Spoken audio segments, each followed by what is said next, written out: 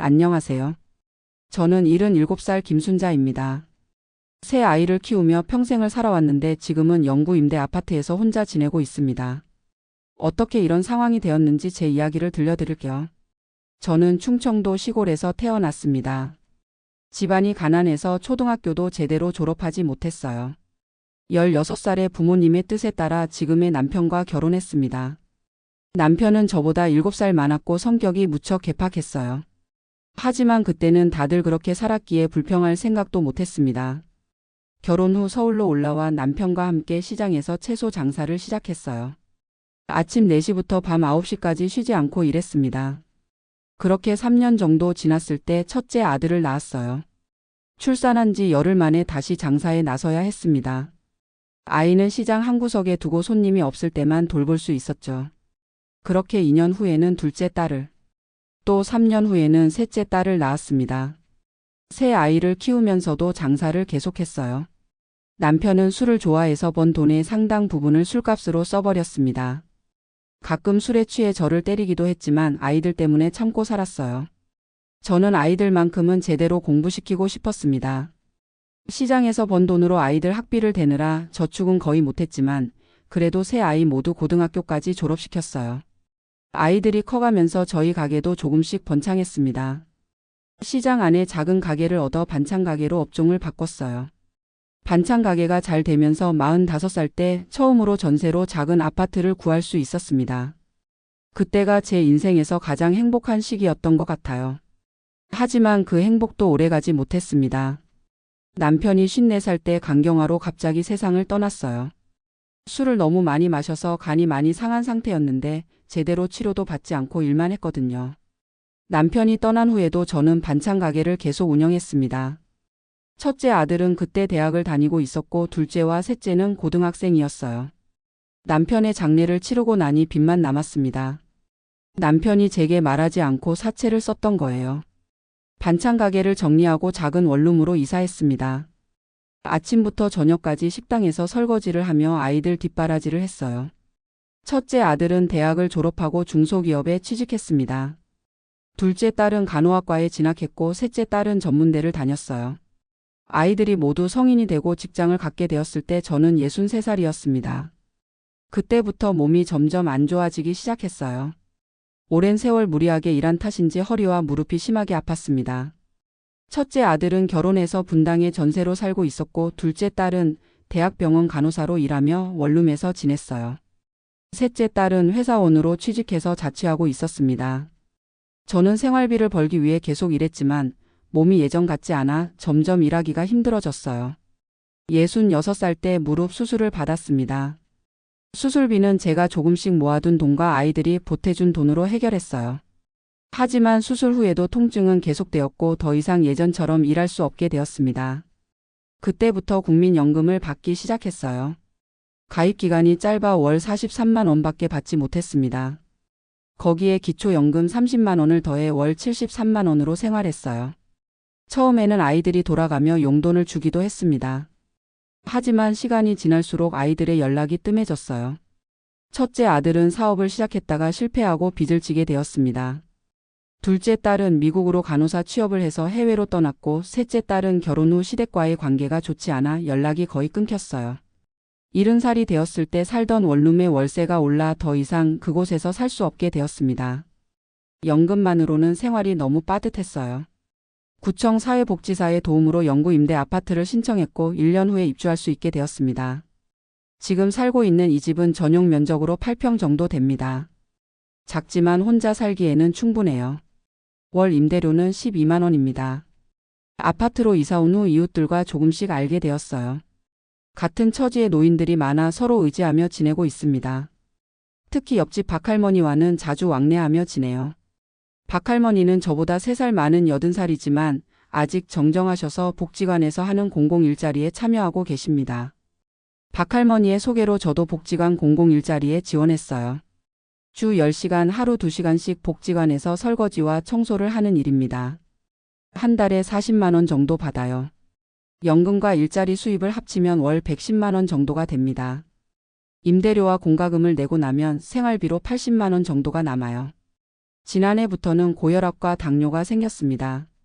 병원비와 약값으로 월 7만 원 정도 들어요. 다행히 의료비 경감 대상자라 부담이 크지는 않습니다. 일주일에 2번 복지관에 가서 일하는 날이 제일 즐거워요. 그곳에서 또래 친구들도 만나고 젊은 복지사 선생님들과 이야기도 나눌 수 있거든요. 특히 김 선생님이라는 35살 남자 복지사가 있는데 항상 밝게 인사해주고 제 안부를 물어봐 주어 정말 고맙습니다. 그 선생님 덕분에 요가 프로그램에도 참여하게 되었어요. 처음에는 몸이 뻣뻣해서 따라하기 힘들었지만 지금은 많이 나아졌습니다. 요가를 하면서 만성적인 허리 통증도 조금 줄어들었어요. 작년 추석 때 첫째 아들에게 연락했습니다. 손자 얼굴이라도 보고 싶어서요. 하지만 아들은 바쁘다며 만남을 피했어요. 알고 보니 아들은 사업 실패 후 이혼까지 했더군요. 손자는 전 며느리가 키우고 있다고 합니다. 설날에는 둘째 딸에게 연락했지만 미국에서 바빠서 통화만 잠깐 했어요. 셋째 딸은 번호가 바뀌었는지 연락이 닿지 않았습니다. 자식들에게 버림받았다는 생각에 한동안 많이 우울했어요. 밤에 잠을 이루지 못하고 혼자 눈물을 흘린 적도 많았습니다. 그런데 우연히 복지관에서 만든 노인 자조 모임 행복한 동행에 참여하게 되면서 제 생활이 조금씩 바뀌기 시작했어요. 자조 모임은 일주일에 한 번 비슷한 처지의 노인들이 모여 서로의 이야기를 나누는 모임입니다. 거기서 저보다 더 어려운 환경에서도 웃음을 잃지 않는 분들을 만났어요. 홀로 사는 83살 최할아버지는 폐지를 주워 생활하면서도 항상 웃으며 인사하셨습니다. 두 다리가 불편한 정할머니는 손재주가 좋아 뜨개질로 작은 소품을 만들어 파시고 그 수익금 일부를 어려운 이웃에게 기부하고 계셨어요. 그분들을 보며 저도 삶의 희망을 다시 찾게 되었습니다. 복지관의 도움으로 휴대폰 사용법도 배웠어요. 유튜브로 요리하는 법도 보고 카카오톡으로 자조 모임 회원들과 소통하게 되었습니다. 작년 겨울에는 우리 자조 모임에서 김장을 함께 했어요. 복지관에서 재료를 지원해 주었고 우리 10명의 노인들이 모여 200포기의 김치를 담갔습니다. 그 김치를 혼자 사는 어르신들과 나누었어요. 처음으로 제가 누군가에게 도움을 줄 수 있다는 사실에 뿌듯했습니다. 올해 초에는 복지관에서 진행하는 실버 이야기꾼 프로그램에 참여했어요. 어린이집 아이들에게 옛날 이야기를 들려주는 활동입니다. 처음에는 자신이 없었지만 아이들이 제 이야기를 좋아해 주어서 큰 보람을 느꼈습니다. 그 활동으로 월 27만 원의 활동비도 받게 되었어요. 이제는 복지관 공공일자리와 실버 이야기꾼 활동으로 월 67만 원을 벌고 연금 73만 원을 더해 월 140만 원의 수입이 생겼습니다. 여유롭지는 않지만 제 생활에 만족하고 있어요. 지난 토요일에는 특별한 일이 있었습니다. 아파트 단지 내 작은 공원에서 이웃사촌 나눔 장터가 열렸어요. 그곳에서 저는 제가 직접 담근 매실청을 팔았습니다. 봄에 복지관에서 지원받은 매실로 만든 것이에요. 생각보다 많은 분들이 관심을 가져주셔서 준비한 10병을 모두 팔았습니다. 수익금 6만 원 중 2만 원은 단지 내 어려운 이웃을 돕는 기금으로 기부했어요.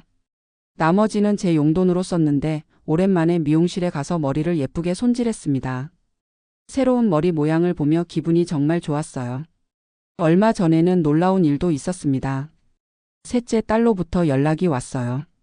알고 보니 제가 살고 있는 아파트 단지에서 일하는 사회복지사가 우연히 제 셋째를 알게 되었고 그를 통해 연락이 닿은 거였습니다.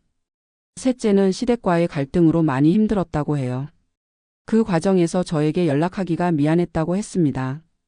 이제는 두 아이의 엄마가 되어 제 마음을 조금 이해하게 되었다며 눈물을 흘렸어요.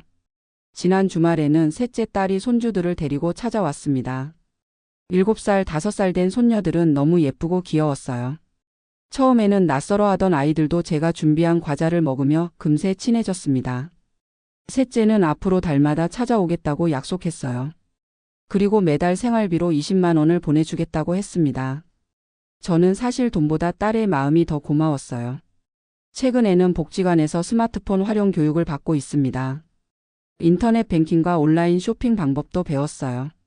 처음에는 어려웠지만 반복해서 연습하니 조금씩 익숙해지고 있습니다.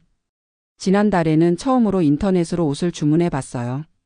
배송이 오니 정말 신기했습니다. 복지관 선생님의 추천으로 노인 일자리 앱도 설치했어요. 거기서 아파트 근처 카페에서 주 3회 하루 3시간씩 설거지를 하는 일자리를 찾았습니다.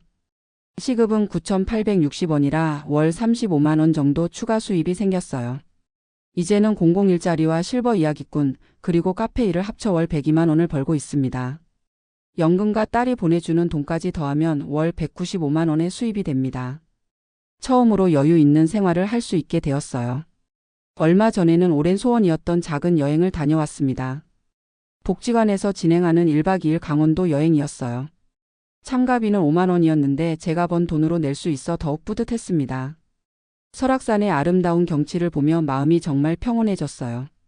함께 간 자조 모임 회원들과 맛있는 음식도 먹고 노래방에서 노래도 부르며 즐거운 시간을 보냈습니다. 제 인생에서 가장 행복한 여행이었어요. 돌아오는 길에 처음으로 셀카도 찍어봤습니다. 복지관 선생님이 가르쳐준 대로 스마트폰으로 사진을 찍었는데 생각보다 제가 잘 나와서 놀랐어요. 그 사진을 셋째 딸에게 보내주었더니 정말 좋아했습니다. 요즘 저는 매일 아침 6시에 일어나 간단한 요가로 하루를 시작합니다. 아침 식사는 꼭 챙겨 먹고 날씨가 좋으면 아파트 주변을 한 바퀴 산책해요. 월요일과 수요일에는 복지관에서 공공 일자리를 합니다. 화요일은 어린이집에서 실버 이야기꾼 활동을 해요. 목요일, 금요일, 토요일은 카페에서 일합니다. 일요일은 쉬면서 자조 모임 회원들과 만나거나 집에서 휴식을 취해요. 한 달에 한 번은 셋째 딸 가족이 방문합니다. 지난주에는 처음으로 제가 직접 셋째 딸의 집에 놀러 갔어요. 지하철 타는 법을 복지관 선생님께 배워서 혼자 다녀왔습니다. 셋째 딸의 집은 작지만 아늑했어요. 손녀들과 함께 케이크도 만들고 즐거운 시간을 보냈습니다. 이제는 첫째 아들에게도 연락이 왔어요. 사업 실패와 이혼으로 많이 힘들었다고 합니다. 지금은 작은 편의점을 운영하며 새 출발을 하고 있다고 해요. 다음 주에 만나기로 했습니다. 둘째 딸은 여전히 미국에 있지만 이제는 한 달에 한 번씩 영상통화를 합니다. 미국에 있는 외손녀도 보여줬는데 정말 예쁘더군요. 둘째는 내년에 휴가를 내서 한국에 오겠다고 약속했어요. 얼마 전에는 주민센터에서 독거노인 돌봄 서비스를 신청했습니다. 일주일에 한 번 돌봄 도우미가 방문해 건강을 체크하고 필요한 일을 도와줍니다. 또한 응급호출기도 설치해 주어서 혹시 몸이 아플 때 바로 도움을 요청할 수 있게 되었어요. 이런 안전장치가 있어 혼자 살아도 안심이 됩니다. 제 방 벽에는 이제 가족 사진이 하나 걸려 있어요. 셋째 딸 가족과 함께 찍은 사진입니다. 매일 아침 그 사진을 보며 하루를 시작하면 힘이 납니다. 저는 이제 제 삶에 감사하는 법을 배웠어요. 비록 모든 자식들과 완벽한 관계를 회복하지는 못했지만 셋째 딸과의 관계가 회복된 것만으로도 큰 축복입니다. 또한 자조 모임 회원들과 복지관 선생님들이라는 새로운 가족도 생겼어요. 최근에는 제 경험담을 담은 짧은 글을 써서 복지관 소식지에 실었습니다. 혼자여도 외롭지 않은 이유라는 제목의 글이었어요. 그 글을 읽은 많은 어르신들이 공감해 주셔서 정말 뿌듯했습니다. 다음 달에는 우리 자조 모임에서 작은 음악회를 준비하고 있어요. 저는 처음으로 아리랑을 독창하기로 했습니다.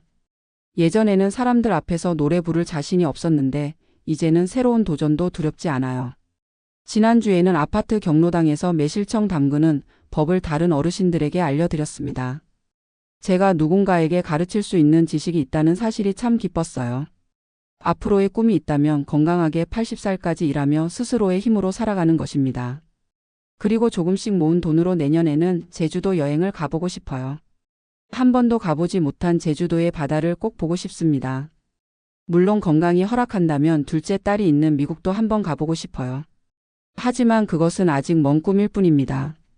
제 나이에 욕심 부리지 않고 하루하루 감사하며 살아가는 것이 가장 중요하다고 생각해요. 가끔은 젊은 시절로 돌아가 다시 시작할 수 있다면 어떨까 하는 생각도 합니다. 아마 더 열심히 공부하고 더 안정적인 직업을 가졌을 거예요. 자식들에게 너무 의존하지 않고 제 노후를 미리 준비했을 겁니다.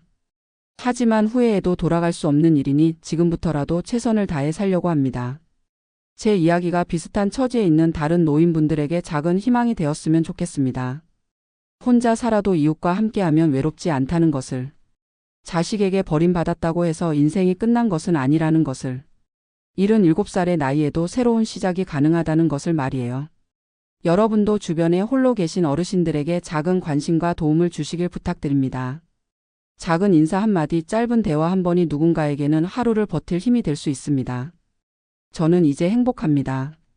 비록 작은 임대 아파트에서 혼자 살고 있지만 제 주변에는 따뜻한 마음을 가진 많은 이웃들이 있으니까요. 앞으로도 건강이 허락하는 한 일하며 이웃과 나누며 감사하는 마음으로 살아가려 합니다. 감사합니다.